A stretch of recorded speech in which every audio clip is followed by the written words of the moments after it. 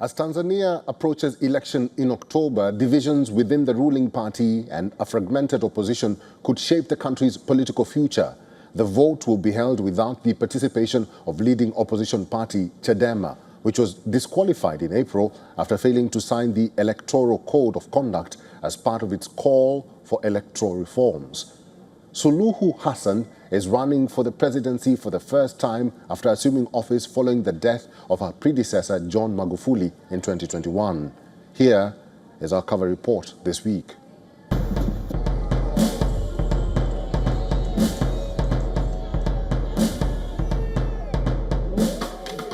Tanzania's President Samia Suluhu Hassan opened campaigning for elections slated in October, which come as key challengers have been locked up or prevented from running.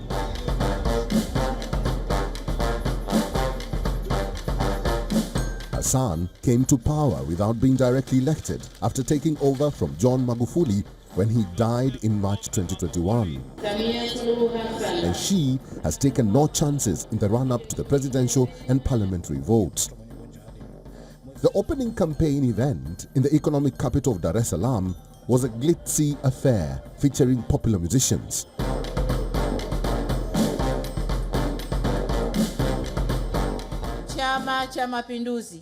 I come again to seek for your votes due to two main reasons. First of all, we did well in the last term, and we succeed to fulfill our party's manifesto for the 2020-2025. Secondly, at CCM Party we believe and trust our capability of leading our country for another term.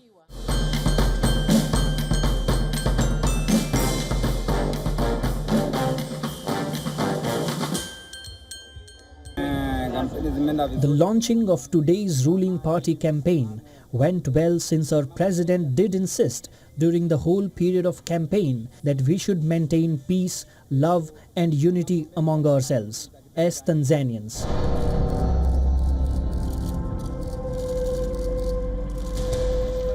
She promised expanded healthcare and to tackle controversy over hospitals, withholding bodies of deceased persons over unpaid bills.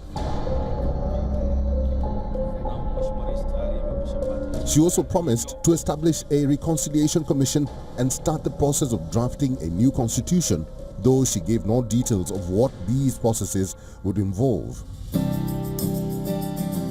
Authorities in the East African country have increasingly cracked down on the opposition, drawing criticism from international rights groups and Western governments.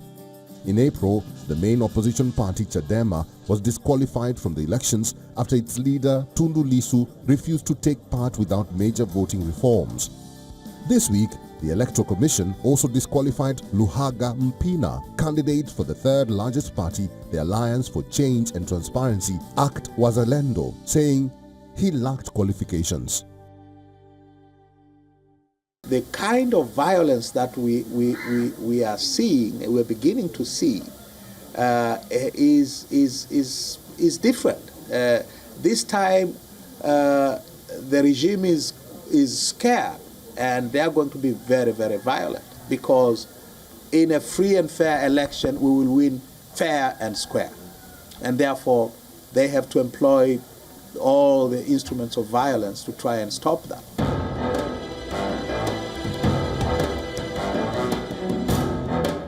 Hassan's candidature has faced some criticism from within her own party, the Party of the Revolution, CCM.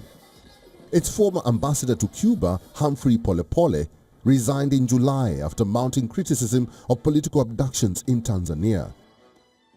Some supporters of the president are unconcerned by the crackdown on the opposition.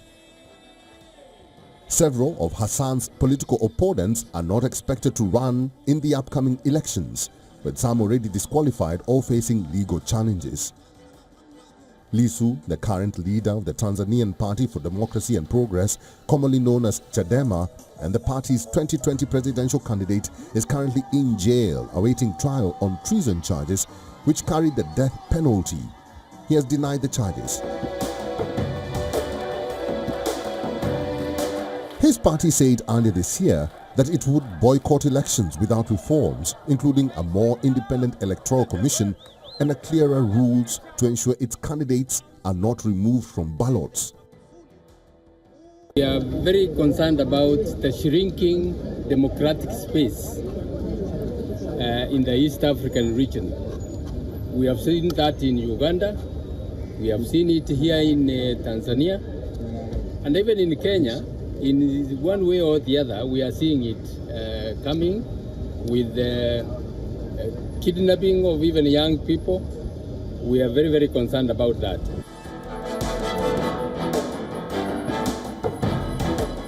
Tanzania heads towards the election with a divided ruling party and a fragmented opposition. The outcome of the October vote will determine how these political rifts play out. Africa Bureau, WION, World is One.